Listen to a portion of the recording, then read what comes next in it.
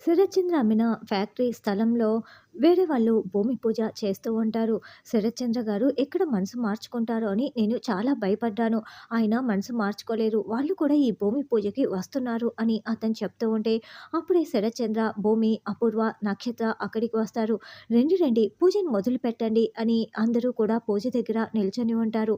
"బావ మళ్ళీ ఇంకొకసారి ఆలోచించండి బావ. ఈ స్థలాన్ని వాళ్ళకి ఇచ్చేయటం ఎందుకు?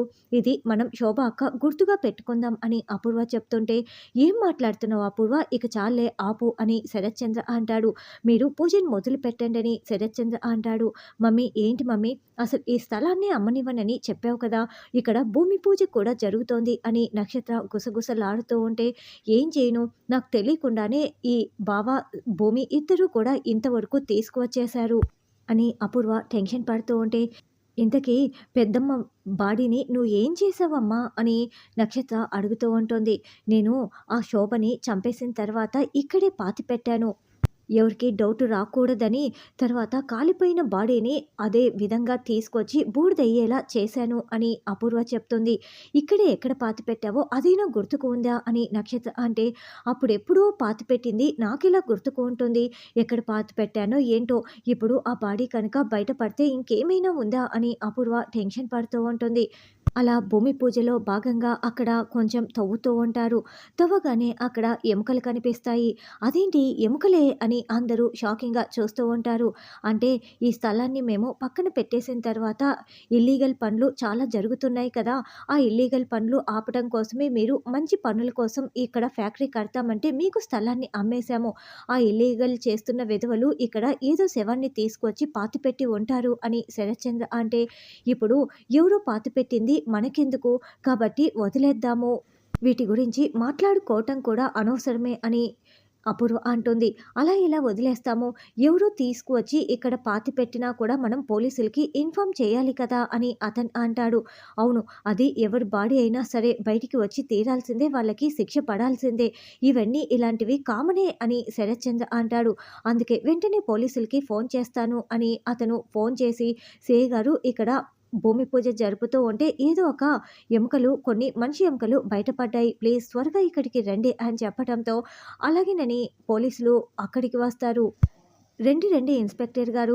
ఇదిగో ఈయన శరత్చంద్ర గారు. కూతురు భూమి, భార్య అపూర్వ, ఇంకో కూతురు నక్షత్ర" అని మొత్తం పరిచయం చేస్తారు. "ఇక్కడ శోభచంద్ర గారు కాలి బూడిదైపోయారు. అగ్ని ప్రమాదం జరిగిందని నేను వచ్చే ముందే మొత్తం చదివేసి వచ్చాను. రికార్డులన్నీ తిరిగేసి వచ్చాను శరత్చంద్ర గారు. నిజమేనా" అని ఇన్స్‌పెక్టర్ అంటే, "అవును నిజమేనని" శరత్చంద్ర అంటాడు. "ఇంతకీ శోభాచంద్ర గారు చనిపోక ముందే మీరిద్దరూ పెళ్లి చేసుకున్నారా? లేకుంటే ఎప్పుడు పెళ్లి చేసుకున్నారని" ఇన్స్‌పెక్టర్ అడుగుతూ ఉంటే, "చనిపోయిన తర్వాతే మేము పెళ్లి చేసుకున్నాము. అయినా ఇప్పుడు అవన్నీ ఎందుకు అడుగుతున్నారని" అపూర్వ అంటుంది. "మేము పోలీసులం కదా! మాకు ఇలాగే డౌట్లు వస్తూ ఉంటాయి. అన్నింటిని క్లారిఫై చేసుకోవాలి కదా! అందుకే అడిగానులెండి" అని ఫోరెన్సిక్ వాళ్ళని పిలిపించి అక్కడున్న ఎముకల్ని మొత్తం కూడా తీసుకుంటూ, కలెక్ట్ చేసుకుంటూ ఉంటారు. అయితే అందులో ఒక బ్రాస్లెట్ కూడా దొరుకుతుంది. ఈ బ్రాస్లెట్ ఎవరిదై ఉంటుంది అని అనుకుంటూ ఉంటే, "ఇది ఖచ్చితంగా మా అమ్మని చంపిన వాళ్ళదే అయి ఉంటుంది. ఇది మా అమ్మ బాడీనే అయి ఉంటుంది" అని భూమి అంటుంది. "అన్నీ కూడా బయటికి వస్తాయి. నేను ఎవరిని కూడా వదలను. ఒకవేళ శోభాచంద్ర గారిని ఎవరైనా నిజంగానే చంపేసి ఉంటే, ఫ్యాక్టరీ మంటల్లో ఆవిడ కాలిపోయి ప్రాణాలు పోయి ఉంటే ఖచ్చితంగా వాళ్ళకి శిక్ష పడేలా చేస్తాను. వాటినన్నింటినీ తీసుకువెళ్ళండి" అని ఇన్స్‌పెక్టర్ ఫోరెన్సిక్ వాళ్ళకి చెప్తారు. "అవును. మా అమ్మని చంపిన వాళ్ళని అస్సలు వదిలిపెట్టను" అని భూమి అంటుంది. "అది శోభక్కది ఎందుకై ఉంటుంది? చెప్తున్నాం కదా ఇక్కడ ఇల్లీగల్ పనులు ఎంతోమంది చేశారని, వాళ్ళది ఎవరో తీసుకొచ్చి పాతిపెట్టేసి ఉంటారని" అపూర్వ బుకాయిస్తూ ఉంటుంది. తర్వాత శారద, "అమ్మ భూమి, మీ మామయ్యకి ఎలా ఉంది? నాకు ఒకసారి చూడాలని ఉంది" అని శారద చెప్తుంటే, "అత్తయ్య హాస్పిటల్ నుండి ఇప్పుడే డిశ్చార్జ్ అయ్యి వచ్చారత్తయ్య. నేను మామయ్యకి ఫోన్ ఇవ్వనా? మాట్లాడతారా" అని భూమి అంటే, "వద్దు వద్దు. నేను మాట్లాడానంటే ఖచ్చితంగా నన్ను చూడాలంటారు. వద్దమ్మా, వీడియో కాల్‌లో చూపించు చాలు" అని శారద అంటుంది. అలాగేనని కేపీ మీరా మాట్లాడుకుంటూ ఉంటే భూమి వీడియో కాల్‌లో కేపీని చూపిస్తూ ఉంటుంది. "ఏంటండి ఇదంతా ఆ శారద వల్లనే. మీరు ఎందుకు దానికి అడ్డు వచ్చారు? నేను దాన్ని కదా కొడదామనుకున్నాను" అని మీరా తిడుతూ ఉంటుంది. చూడు శారదకి ఏమైనా అయితే నేను అస్సలు చూస్తూ ఊరుకోను అని కేపీ వార్నింగ్ ఇస్తూ ఉంటే ఇద్దరు అలా గొడవ పడుతూ ఉంటారు. ప్రేమ ఉన్న చోటే ఆరోపణలు ఉంటాయి అని శారద చాలా బాధపడుతూ భూమితో చెప్తూ ఉంటుంది. అప్పుడే స్వామీజీ ఇంటికి రావటంతో నేనే పిలిపించానంటూ మీరా అక్కడికి వస్తుంది. ఏంటో చెప్పమ్మా, మీ ఆయన జాతకం తీసుకురా అని స్వామీజీ అంటారు. ఆ శారద మా ఆయనకి ఏదో మందు పెట్టింది స్వామీజీ. ఎప్పుడూ అదే కావాలంటూ తిరుగుతూ ఉంటాడు. ఆ రాక్షసి మా మధ్య ఉండకూడదు.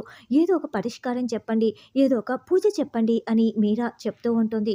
చూడమ్మా, జాతకం మొత్తం చూసిన తర్వాత తెలిసిందేమిటంటే మీ ఆయనకి నీ వల్లనో, ఆ శారద వల్లనో కాదు ప్రమాదం ఉండది. మీ ఆయన జాతకంలోనే మృత్యుగండం ఉంది. కాబట్టి నువ్వు సౌభాగ్య వ్రతం చేయాలి అని స్వామీజీ చెప్పడంతో, అవునా! నేను తప్పకుండా చేస్తాను అని మీరా చెప్తుంటే, ఇదంతా శారద అత్తయ్య చేయాలి అని భూమి పక్కకు వచ్చి, అత్తయ్య మీరు విన్నారు కదా!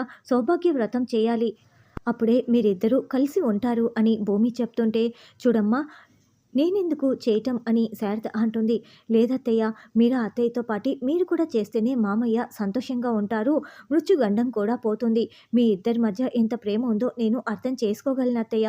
కాబట్టి మీరు తప్పకుండా చేయాలని భూమి చెప్తుంటే, అలాగైతే నువ్వు కూడా చెయ్యమ్మా. అప్పుడు నువ్వు గగన్ జీవితాంతం కలిసుంటారని శారద అంటుంది.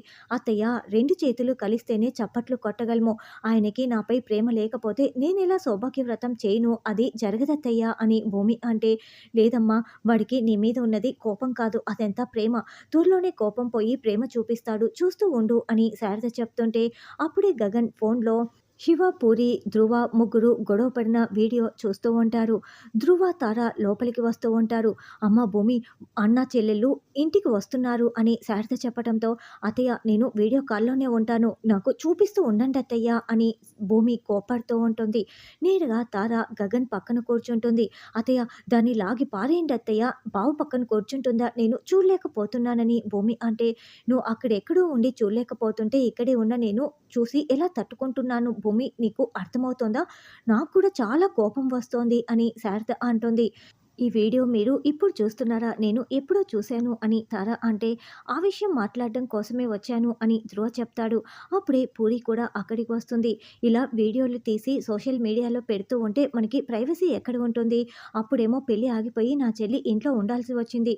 ఇప్పుడు ఈ వీడియో వల్ల నా చెల్లి కాలేజీకి కూడా వెళ్ళలేకపోతోంది అని గగన్ అంటే, అప్పుడేమో అక్క పూరి పెళ్లిని ఆపేసింది. ఇప్పుడు తమ్ముడేమో పూరిని అసలు కాలేజీకే వెళ్ళకుండా చేశారు. అంతా ఆ అక్క తమ్ముడి వల్లే అని తారా చెప్తుంది. ఇందులో వాళ్ళ తప్పు ఏముంది? ఇప్పుడు పూరిని పట్టుకొని నేను కాబోయే భర్తనని చెప్పటం తప్పే కదా అని శారద అంటుంది. ఇందులో తప్పేముంది ఆంటీ? నేను పూరిని పెళ్లి చేసుకోబోతున్నాను, అదే కదా చెప్పాను. ఇవన్నీ కామనే, ఇలాంటివేవీ పట్టించుకోకూడదు అని ధ్రువ అంటే, పూరి ఫీల్ అవ్వకు, రా వచ్చి కూర్చో అని ధ్రువ పక్కనే కూర్చోపెట్టుకుంటాడు. మీరు ఇంత బాగా అర్థం చేసుకుంటున్నారు, నాకు చాలా సంతోషంగా ఉంది అని గగన్ అంటే, ఇందులో సంతోషంగా ఉండటానికి ఏముంది గగన్? ఇప్పుడు పూరిని మా అన్నయ్య పెళ్లి చేసుకుంటాడు, నేను మిమ్మల్ని పెళ్లి చేసుకుంటాను. ఇద్దరి పెళ్ళిళ్ళు త్వరలోనే జరగబోతున్నాయి. ఇదే జరగబోయేది, దీన్ని ఎవరూ మార్చలేరు అంటూ, అంతే కదా గగన్ అంటూ తార గగన్ భుజాలపై వాలిపోతూ ఉంటుంది.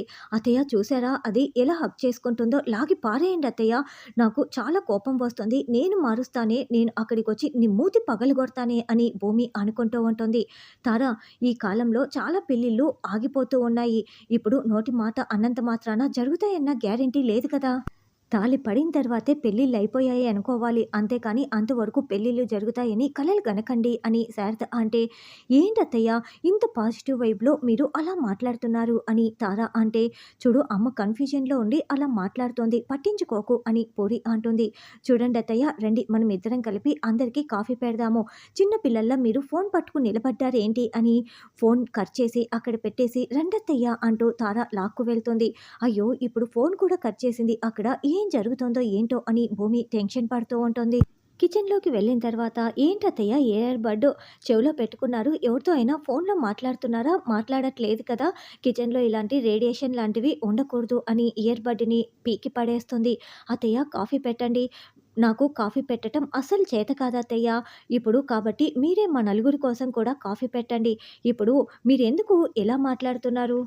మా అన్నయ్య పూరీల పెళ్లి జరగటం ఇష్టం లేదా? లేకుంటే గగన్‌తో నా పెళ్లి జరగటం ఇష్టం లేదా? అని తార ప్రశ్నిస్తూ ఉంటే, ఆల్రెడీ గగన్‌కి పెళ్లయిపోయింది కదమ్మా! పెళ్లి చేసుకోవటం కరెక్ట్ కాదు కదా అని శారద అంటుంది. చూడండి అత్తయ్య, భూమి గగన్లు విడిపోయారు. ఇప్పుడు విడిపోయిన తర్వాత ఇంకా విడాకులు ఇవ్వకుండా గగన్ని బాధ పెట్టడం ఎంతవరకు కరెక్టు? విడాకులు ఇచ్చేస్తే మేమిద్దరం పెళ్లి చేసుకుంటాం కదా! అదే కదా గగన్‌కి కూడా ఇష్టం.